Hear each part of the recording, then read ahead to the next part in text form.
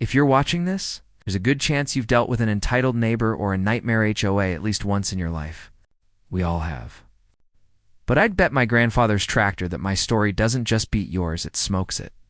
Right there in front of an illegally parked luxury SUV, my personal menace, let's call her Sheila Vance, decided that my private multi-generational ranch land was actually her own shortcut to the highway. All so she could save exactly 3 minutes on her morning commute.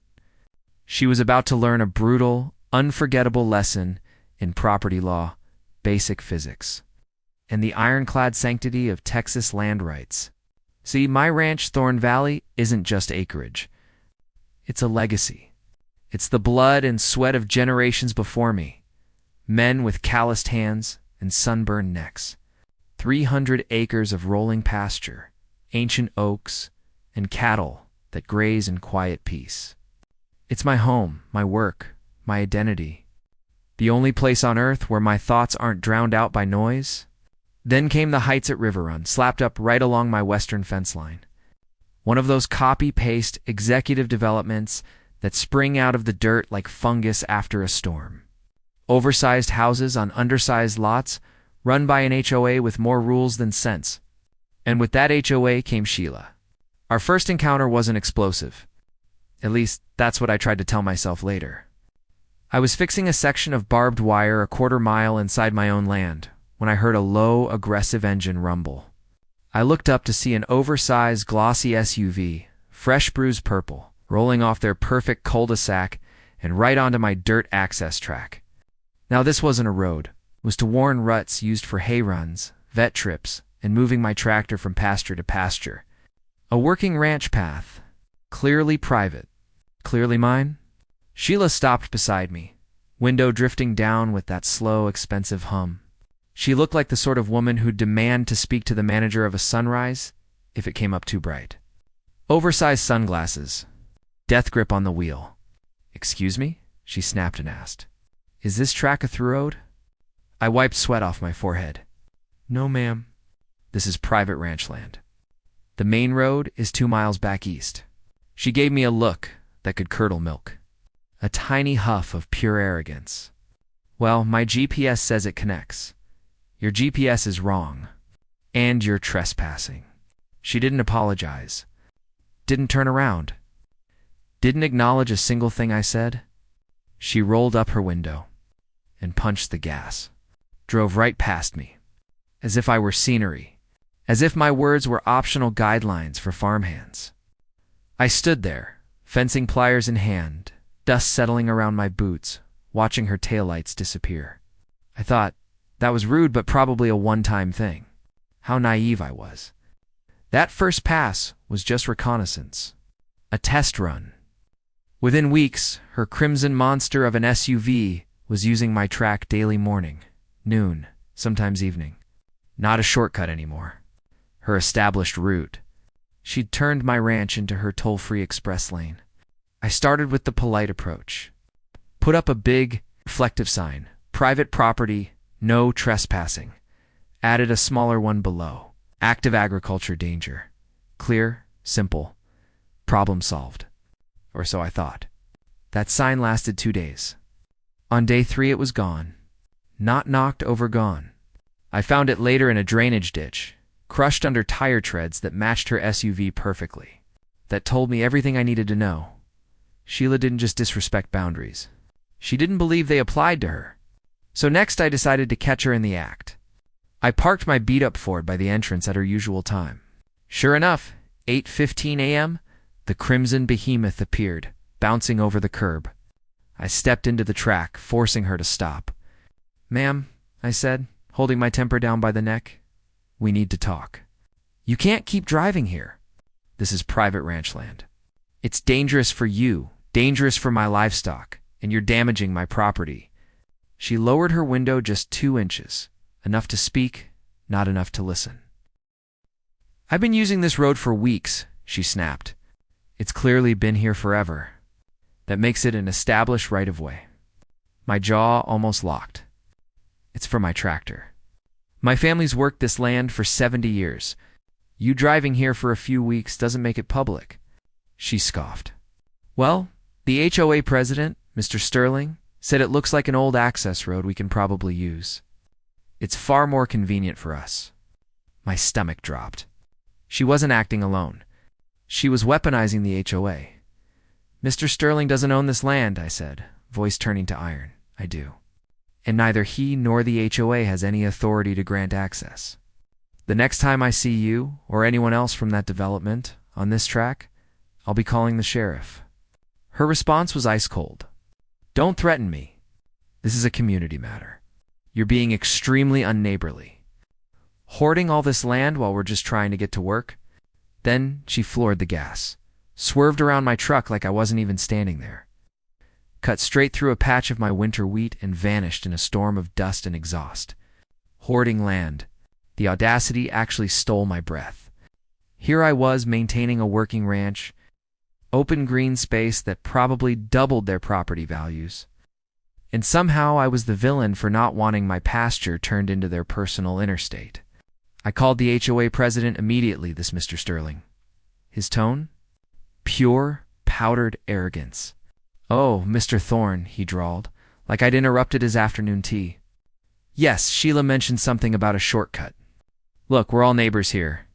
Let's not get bogged down in technicalities. If the road is there, surely it doesn't hurt for a few cars to use it. I told him firmly it wasn't a road, it was a field, and that liability alone should terrify him. He hemmed, he hawed. He muttered something about bringing it up at the next quarterly meeting, and hung up. He clearly saw me, the actual long-standing landowner, as the nuisance. So I kept my word. The very next day, Sheila's SUV appeared again, and I called the sheriff's department. A young deputy named Miller came out. Good kid, respectful. He walked the property line with me, checked my markers, nodded sympathetically, and then headed off to speak with Sheila. I watched from a distance. 10 minutes at her front door, lots of arm waving from her. Then Deputy Miller left, and Sheila. She waited until his cruiser turned the corner, then got in her SUV and drove straight across my land again, making eye contact with me the entire time. Deputy Miller called back an hour later, sounding tired. Sir, I spoke with Mrs. Vance. She claims there's an implied easement and that she's seen county vehicles use that track. That's a lie, I said. I know, he replied. But without a gate or a fence physically blocking it, it's a civil matter. Until you put up a barrier she breaks, or get a court order, my hands are tied. Trespass is low priority right now. I hung up and stared at the deepening ruts in my pasture. Mud getting churned to slurry. Grass dying. My peace of mind evaporating with every tire track. It hit me hard. Polite requests weren't working. Legal channels weren't working. Sheila, pumped full of arrogance and backed by the HOA's silent approval, felt untouchable. She was becoming a neighborhood dictator, and my ranch was her first territory to conquer. If I let this slide, what was next? Would they decide my pond made a great community swimming pool? My barn. Overflow parking for their holiday parties? No, absolutely not. A new kind of resolve settled in my bones. If Sheila wanted to treat my ranch like hostile territory, then fine. I'd treat her like an uninvited intruder. I wasn't going to break the law. I wasn't going to hurt anyone, but I was going to use the land to send a message she would never forget. The idea of landmines started as a dark little joke in my head, but the angrier I got, the more it didn't feel like a joke anymore. I needed advice, so I went to the smartest man I knew. Old Man Miller, my friend and neighbor. No relation to the deputy. A retired surveyor with a face like weathered leather and eyes sharp enough to cut barbed wire. He listened to everything over a pot of strong coffee. Sounds like you've got a classic case of new money entitlement, he grunted. They buy those little ticky-tacky boxes and think the whole county owes them a right of way. He confirmed what I knew deep down. My boundaries were ironclad. Zero easement. Sheila was bluffing. First step, Miller said, unrolling a huge plat map. We recheck every marker. Make it impossible for her to pretend she didn't know. Then he leaned back and smirked. After that, we make that track of yours real inconvenient. We spent the whole weekend walking the boundary. We drove bright orange steel posts deep into the soil. Posted new signs, this time bolted on with lock nuts so they'd need heavy tools to remove. At one point, Miller squinted as Sheila's SUV bounced along the distant cul-de-sac. That thing's one of those fancy crossovers, yeah? Low-profile tires, sport suspension. Yeah, I said. Built for the mall food court, not the mud. Miller grinned wide, flashing his gold tooth. Be a shame if that track needed. Oh. Some agricultural maintenance. Deep tilling. Erosion control rocks. Jeannot Ranch stuff. A seed planted itself. But before I acted, I wanted legal backup. So I went to Sarah Jenkins Sharp as a tax rule property rights expert. What can I legally do to my own land, I asked, to deter trespassers without getting sued? She laughed the moment she heard Sheila's name. Oh, I know exactly that type, she said. Listen, Jack. You can change your land however you want for agricultural reasons. Till it, grade it. Dig drainage trenches. Add rocks to stop runoff. As long as you're not creating a hidden trap, like a spiked pit, you're legally fine. But, she added, raising a finger, you must signpost everything. Clear, obvious warnings. If she ignores them and drives her fancy SUV into a ditch, that's on her. Document everything.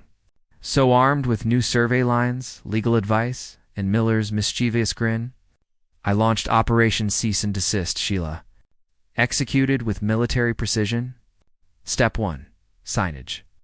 Not just not trespassing, but warning, uneven terrain ahead. Caution. Agricultural work in progress. Not a through road. Risk of vehicle damage posted at the entrance. And again, 20 feet in. Impossible to miss. Unless you were willfully stupid. Step 2. The earthworks.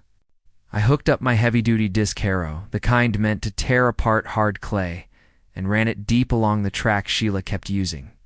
Not smoothing. Not leveling. I churned it. Created deep, bone-rattling furrows running perpendicular to the direction of travel. For my tractor, nothing. For her luxury crossover, a 200-yard chiropractic session. Step 3. The rock garden. I hauled Milan-sized, jagged creek rocks and half-buried them along the sides and center hump. Visible if you looked, but unforgiving if you didn't. Low clearance. Good luck. Step 4. The mud bog. There was a natural low spot. I deepened it slightly, diverted a cattle trough overflow, and created a deceptively soft foot-deep clay soup. Step 5.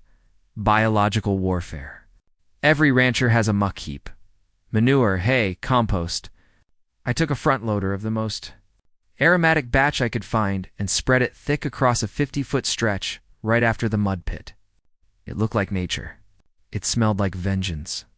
If she got stuck in the mud, she'd have no choice but to step out into the muck to get help. And the smell? That would soak into that luxury SUV's interior for the next decade. I photographed everything. The signs, the work, the churned soil, the rocks, the mud pit. Every angle. Every time. I was building an ironclad wall of evidence. By the time I finished and watched the sunset over my handiwork, the path looked rugged, freshly worked, and absolutely impossible for a luxury crossover. Now all that remained was to wait. And knowing Sheila's ego, she wouldn't be able to resist a challenge. I kept binoculars on the porch. 2 days passed. Quiet. Other neighbors used the main road like civilized humans, but no Sheila. For a moment I thought maybe, just maybe, she'd seen the warnings and backed off. But Thursday morning, 8:30 a.m., sharp, I heard it, the angry revving of an engine. I stepped onto the porch with my coffee. There she was. Her crimson SUV turned off the cul-de-sac. She paused for half a second at the entrance. She had to see the new signs. Big, bold, impossible to ignore. She had to see the freshly tilled, uneven earth. But Sheila wasn't built to retreat. She hit the gas. Through the binoculars, I watched her slam into the first stretch, the deep furrows. The SUV bucked and bounced like it was possessed. Her head whipped around inside the cabin like she was riding a mechanical bull. I couldn't help but smile into my mug. Phase 1, complete. She slowed, trying to snake her way through a smooth line that didn't exist. Then she hit the rock garden. I saw her swerve around one large stone, only to drift too far inward. Scrape. That beautiful sound of metal kissing, solid rock drifted across the pasture. Undercarriage versus geology. Geology wins. Still, she pushed forward, fueled by pure, unfiltered stubbornness. Then came the mud bog. She approached the wet patch confidently, probably thinking, oh, it's just water. But the instant she gunned it, the front tires plunged. The SUV nosedived into the hidden clay soup. The rear wheels spun wildly, flinging mud into the air like a geyser, splattering the SUV in thick brown sludge. The engine screamed for mercy, but the car didn't move an inch. She was stuck, axle deep. I watched the driver's door open. Sheila stepped out, and the instant her expensive shoes sank into the mud, she let out a scream I heard from 300 yards away. She tried rocking the SUV, but it was pointless. The ground was soup. The tires were slick. The SUV was a monument to pride sinking in slow motion. Then reality hit her. Forward? Impossible. Backward? Nope. Her route was on foot. And the only path back to the HOA was either through the muck heap I'd prepared, or back through the mud pit she was already caked in. She chose the walk of shame.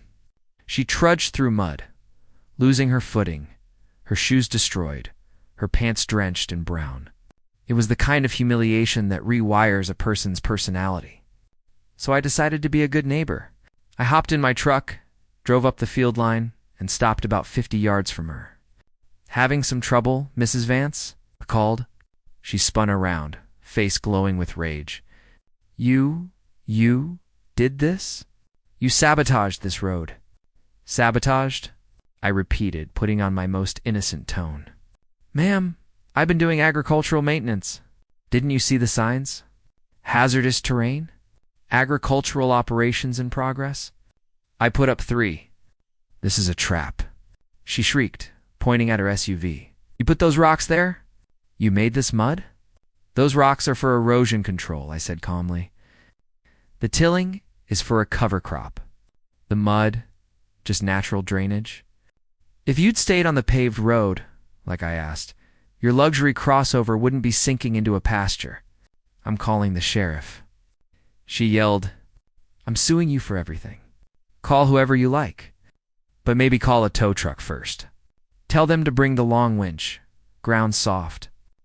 About 45 minutes later, the sheriff and a tow truck arrived. Deputy Miller, the same deputy, walked the scene.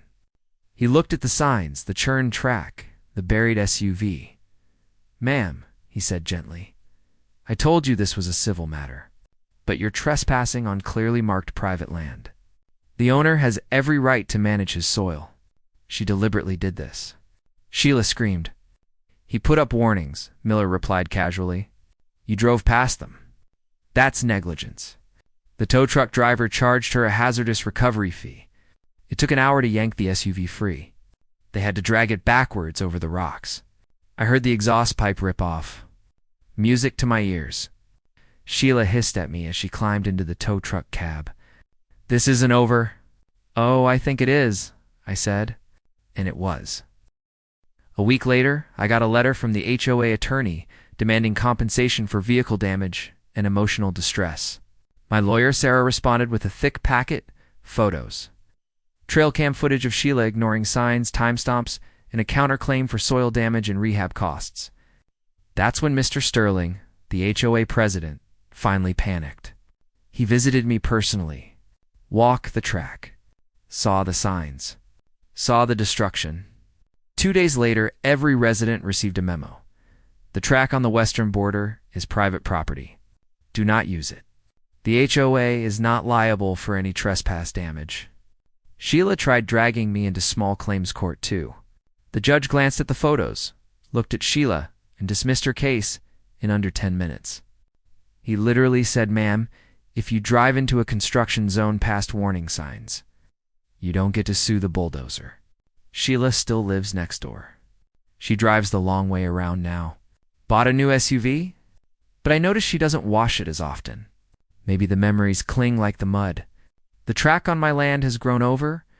I planted thorny blackberry bushes along the edges, just in case anyone gets bold again.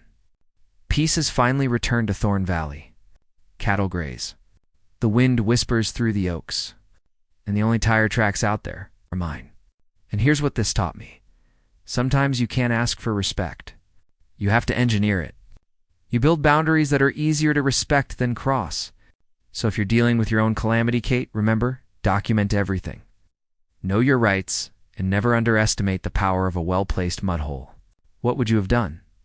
Let her keep driving through, or dug the ruts even deeper? Tell me in the comments. And if watching Entitlement gets swallowed by mud made your day, smash that like button and hit subscribe. This is Neighbor Wars HQ. Stay safe, keep your gates locked, and watch where you step.